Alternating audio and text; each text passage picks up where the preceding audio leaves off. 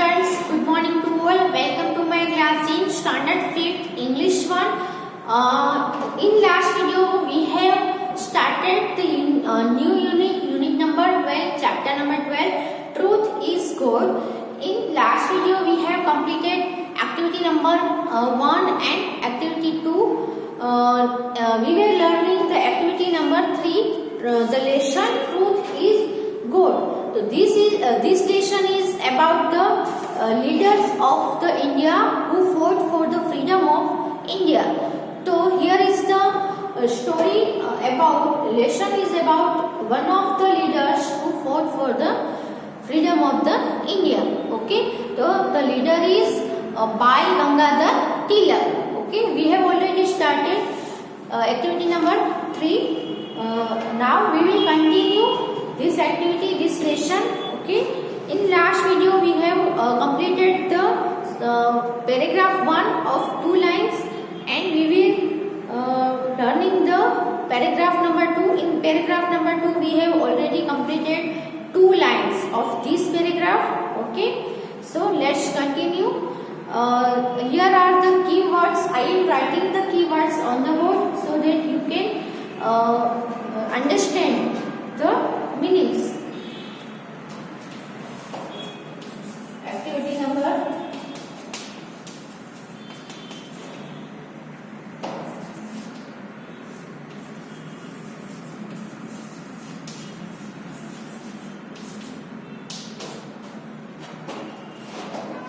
first is discipline.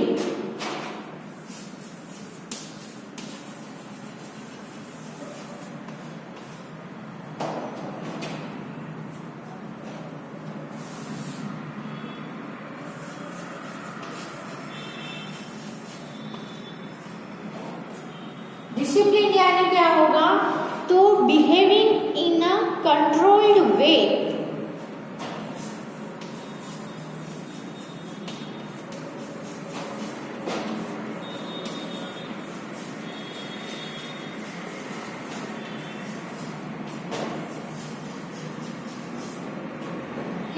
Discipline यानी behaving in a control way.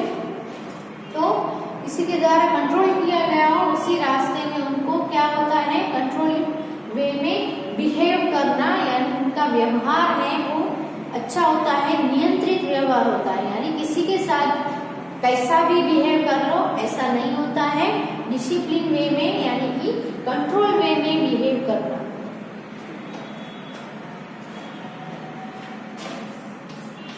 HUS के husk यानी shell of the groundnut.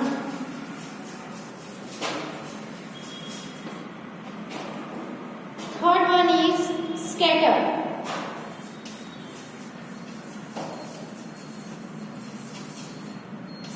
Scattered यानी क्या होगा? Spread.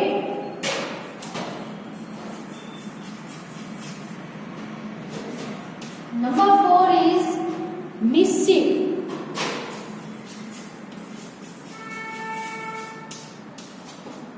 यानी अनरूली बिहेवियर.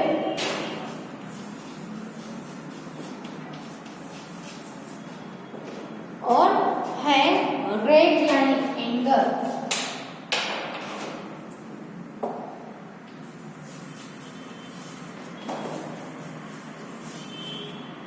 ओके, अब यहाँ पे बाल गंगाधर तिलक के बारे में बोला गया है कि बाल गंगाधर तिलक थी वो इंडिया की फ्रीडम के लिए जो लीडर्स ने लड़त लड़ी उनमें से एक लीडर थे बाल गंगाधर तिलक. तो वो जब स्टूडेंट थे तब सभी स्कूल के सभी टीचर्स है वो बाल गंगाधर तिलक को कैसे जानते थे? तो वो एक ब्रिलियंट बॉय है, वो एक डिसिप्लिन बॉय है और वेल बिहेव वाला बॉय है. यानी कि बहुत ही ब्रिलियंट लड़का है. वो शरारती बच्चा नहीं है, बहुत ही शांत और ब्रिलियंट है ऐसा हम कह सकते हैं. बट वन डे, लेकिन एक दिन सभी टीचर्स में से एक टीचर को बहुत ही अलग एक्सपीरियंस हुआ, अनुभव हुआ. तो क्या हुआ? तो ड्यूरिंग द रिसेस यानी रिसेस के दौरान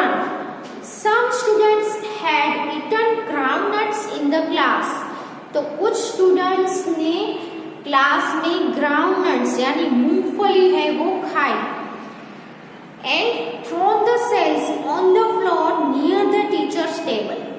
और मूंगफली कुछ स्टूडेंट्स से उन्होंने क्लास में मूंगफली खाई और मूंगफली के जो सेल्स होते हैं, जो छिलके होते हैं, वो उन्होंने कहाँ पे थ्रो किए?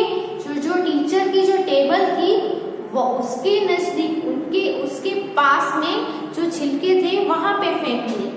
ओके, तो none of the boys who were coming in took serious note of it। तो रिसेस में जब जो भी स्टूडेंट्स है वो क्लास में आते थे तो उन सभी में से किसी ने ये जो मूंगफली के जो छिलके थे, सेल्स थे, वो टेबल के पास पड़े हुए थे, लेकिन किसी ने उसको नोट नहीं किया, देखा नहीं। ओके, फिर क्या हुआ? The school bell rang. अब रिसेस की स्कूल बेल है वो बज गया, यानी रिसेस है वो ओवर हो जाती है and all the boys were back at their seats. और सभी बॉयज है, सभी लड़के हैं वो अपनी सीट पे वापस चले जाते हैं, बैठ जाते हैं। As the teacher stepped in, जैसे ही टीचर ने अंदर कदम रखा, क्लास के अंदर उन्होंने स्टेप्ड इन यानी कदम रखना, तो he saw the husk scattered near his table. तो उन्होंने सो यानी देखा, उन्होंने क्या देखा? तो उन्होंने देखा कि हस्क यानी क्या होगा? Shell of the groundnut. तो ग्राउंडनट के छिलके है वो स्कैटर्ड यानी क्या होगा? स्प्रेड, बिखरे हुए देखे। नियर हिज टेबल, उनकी टेबल के पास में जो मूंगफली के सेल्स थे वो बिखरे हुए उन्होंने देखे and flu into a range, और एक ही दिशा में चलने लगे और बहुत ही क्या हो गए? इनटू अ रेज, रेग यानी क्या होगा? एंगर, गुस्से में वो चलने लगे। Okay, Who has done this mischief? He shouted, उन्होंने चिल्लाया। कि क्या चिल्लाया?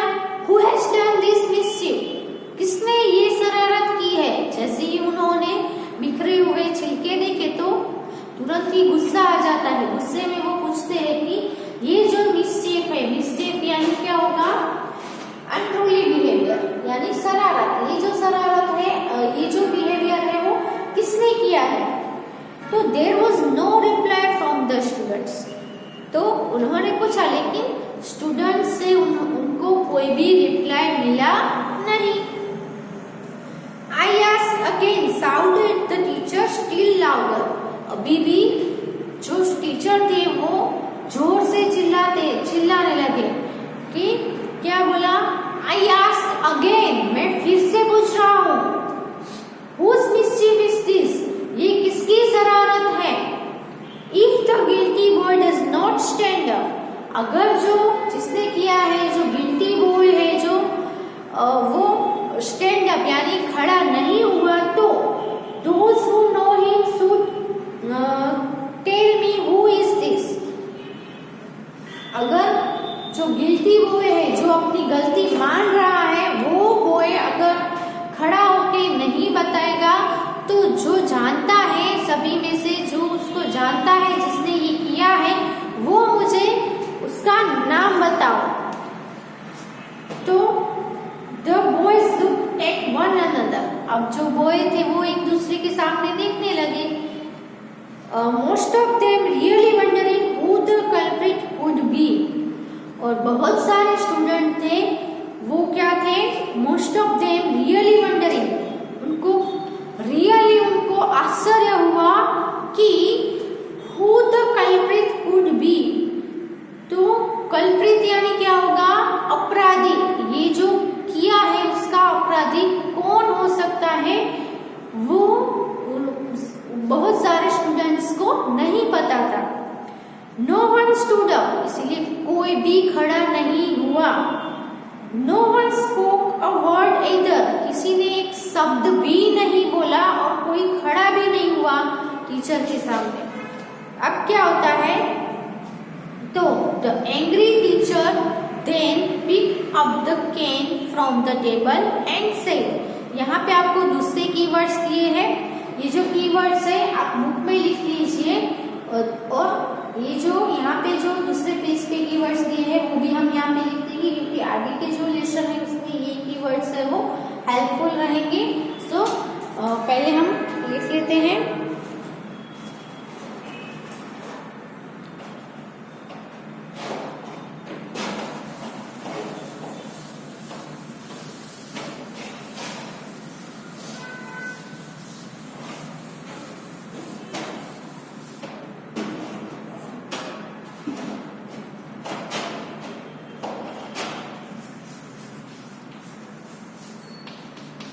कल्प्रिट आगे ही आया, यानी अपराधी, पर्सन एट फॉल्ट। इसका मीनिंग क्या होगा?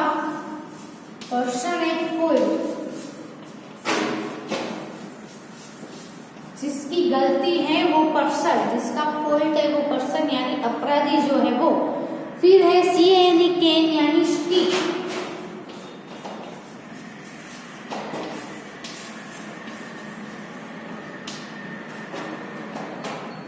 गिल्टी,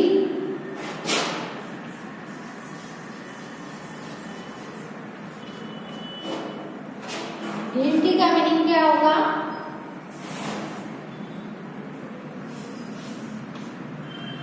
गिल्टी का मीनिंग होगा one who has done something wrong.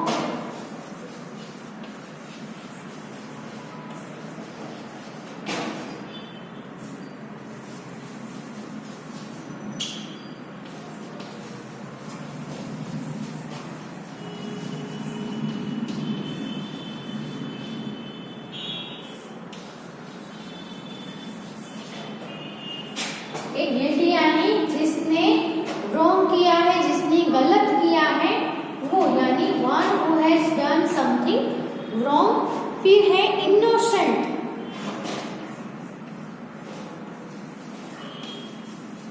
Innocent यानी नादान, जिसको इंग्लिश में अ faultless person.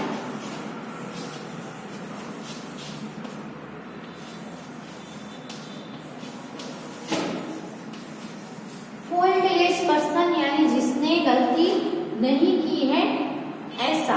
Okay, restrain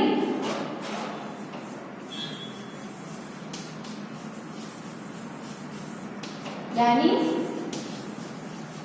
stop, and fail यानी करेक्ट, जस्ट।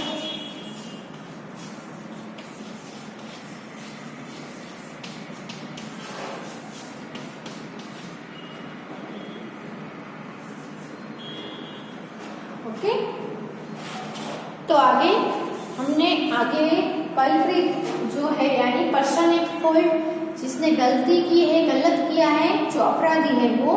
फिर the angry teacher then pick up the cane यानी स्टिक, तो जो गुस्से में जो टीचर थे वो गुस्से बहुत ही गुस्सा हो गए, किसी ने कुछ भी आंसर भी नहीं दिया, रिप्लाई भी नहीं दिया और कोई भी खड़ा भी नहीं हुआ, इसलिए टीचर को और ज्यादा गुस्सा आ गया। और जो गुस्से वाले जो टीचर थे उन्होंने क्या पकड़ा? पिक्ड अप द कैन यानी स्टिक, लकड़ी, छड़ी जिसको हम बोले, वो ली, पकड़ी फ्रॉम द टेबल, टेबल से वो छड़ी उन्होंने पकड़ी और कहा, सेड यानी कहा, क्या कहा? Since none of you is helping me to catch the guilty boy, क्योंकि आप सभी में से नन ऑफ यू यानी आप सभी में से कोई भी मुझे गिल्टी बॉय को पकड़ने में हेल्प नहीं कर रहा है, इसीलिए I am going to cane every one of you, इसीलिए मैं आप सभी को क्या करने जा रहा हूँ? कैन करने यानी स्टिक से मारने जा रहा हूँ। ओके, तो while the teacher was nearing the first row of boys, अब जब टीचर है वो बॉयज की पहली रो के पास पहुंचे गए, तब क्या हुआ? बाल स्टूड अप एंड बोल्डली से, तब ये जो बाल गंगाधर तिलक थे, जिसको बाल यहाँ पे बोला गया है, तो बाल है वो खड़े होते हैं और क्या कहते हैं? बोल्डली कहते हैं, बोल्डली कहते हैं, मक्का फ्रॉम क्या कहते हैं, sir many of us really do not know who the guilty boy is, कि सर हमारे सभी में से बहुत सारे बच्चों को, बॉयज को किसने गलती की है, गिल्टी बॉय को, अपराधी जो बॉय है, फॉल्ट जिसने किया है उसको नहीं जानते हैं। There are many others who have not even seen the husk on the floor, और बहुत सारे बच्चे तो ऐसे हैं जिन्होंने फ्लोर पे जो हस्क है यानी मूंगफली के छिलके भी पड़े हुए देखे भी नहीं है, यानी उसको नोटिस भी नहीं किया है। ऐसे भी बहुत सारे बच्चे यानी कि जिन्होंने मूंगफली के जो छिलके है, जो कचरा है वो भी नहीं देखा है, तो किसने फेंके वो कैसे देखा होगा, है ना। तो बाल है वो खड़े होते हैं और टीचर के सामने कहते हैं कि हम लोगों में से बहुत को नहीं पता है, रियली नहीं पता है कि गिल्टी बॉय कौन है, और बहुत सारे लोगों ने तो नोटिस भी नहीं किए हैं ये छिलके।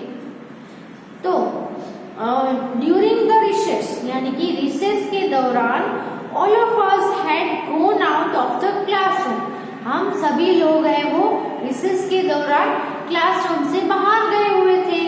A boy from some other class might have done this mischief, यानी कि कोई दूसरे क्लास का बॉय ने ये जो शरारत है वो शायद ये शरारत दूसरे क्लास के बॉय ने की होगी। Why then should the innocent boy be caned? तो जो इनोसेंट बॉय है, जो फॉल्ट जिसने किया ही नहीं है, उसको कैन क्यों लगना चाहिए, क्यों उनको लकड़ी की मार खानी पड़ेगी चाहिए, है ना।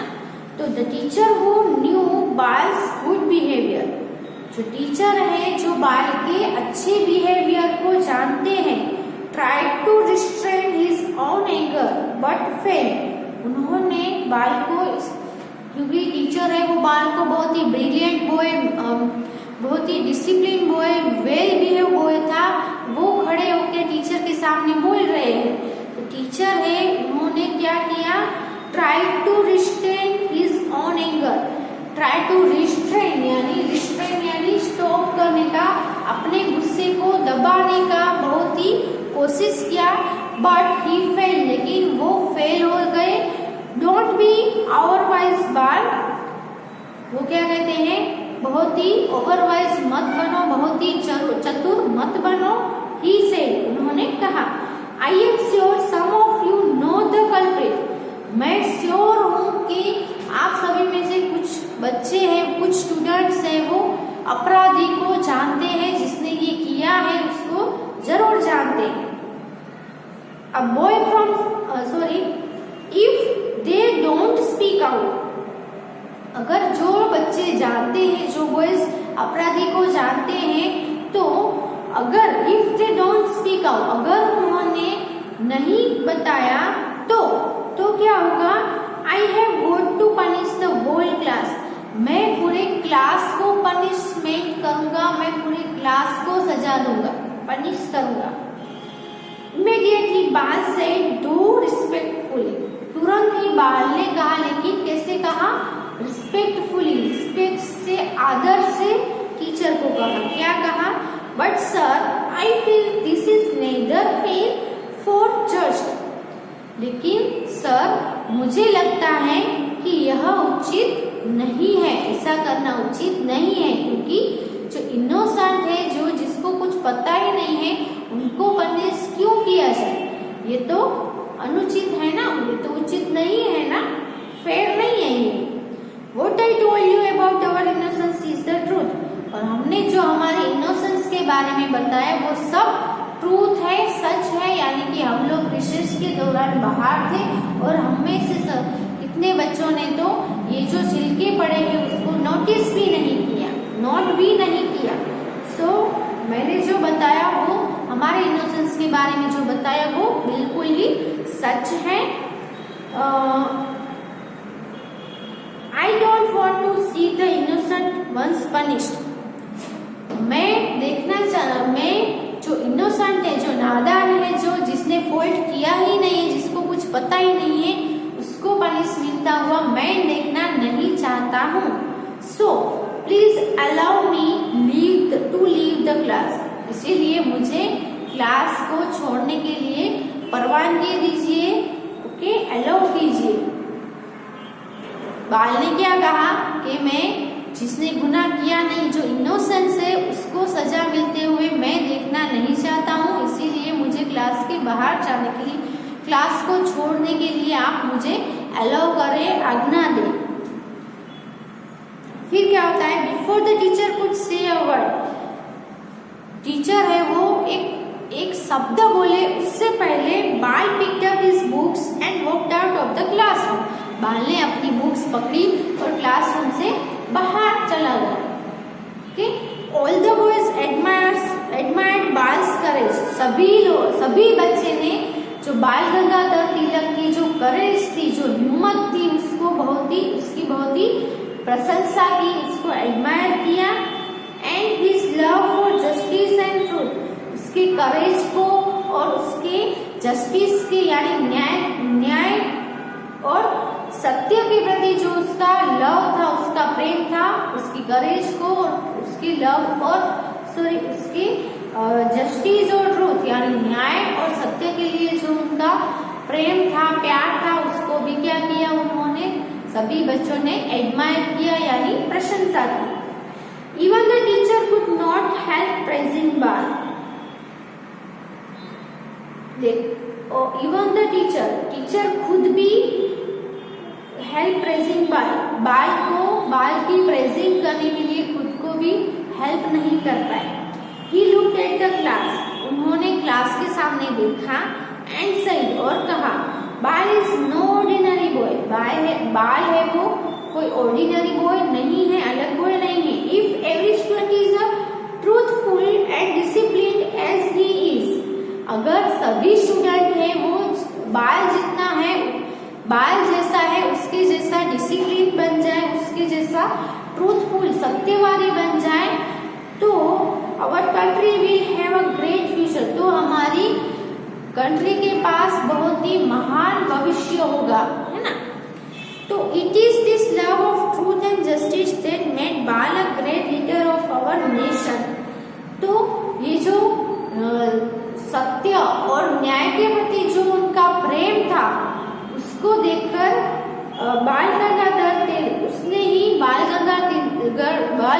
तिलक को एक महान लीडर, हमारे देश का बहुत महान लीडर बनाया। He came to be called Lokmanya Tilak, और वो बाल गंगाधर तिलक से कौन से नाम से जानने लगे, लोकमान्य तिलक के नाम से वो जानने लगे। तो क्यों वो लोकमान्य तिलक उसको कहा जाता है, लोकमान्य यानी क्या होगा, लोक लाडीले, है ना, लोक के लाडीले, लोगों के लाडीले, ऐसे तिलक। तो he won the love, admiration and respect of the people of India, तो उन्होंने लोकमान्य तिलक क्यों कहा जाता है उनको, तो उन्होंने क्या किया, तो he won the love, उन्होंने love, admiration and respect of people of India, तो इंडिया के पीपल के प्रेम, उसकी प्रशंसा और उनकी रिस्पेक्ट जो है, ये तीनों जो थिंग है उनको, लोगों की ये जो तीनों थिंग को उन्होंने जीत लिया था। लोगों के प्रेम को उन्होंने जीता था, लोगों की प्रशंसा को उन्होंने जीता था, और लोगों के प्रति जो रिस्पेक्ट थी उसको भी उन्होंने जीत लिया था। So he was known as Lokmanya Tilak, इसीलिए वो कौन से नेम से जाने जाते हैं, लोकमान्य तिलक के नेम से जाने जाते हैं।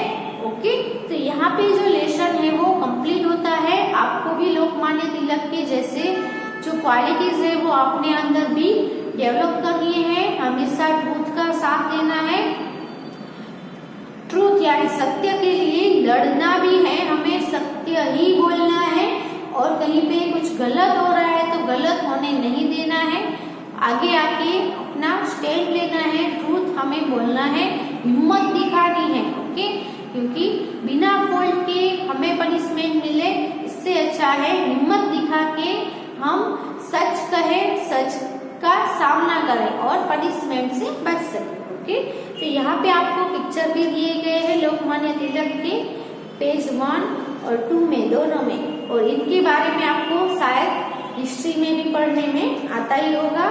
सो आप ये जो लेसन है वो फिर से घर पे रीड करना और जो न्यू वर्ड्स है उसको बाय हार्ट कर लेना और उसके बाद जो आंसर क्वेश्चन है वो हम नेक्स्ट वीडियो में करेंगे। उससे पहले जो क्वेश्चन है वो आप खुद से भी सोल्व करने का ट्राई जरूर करना।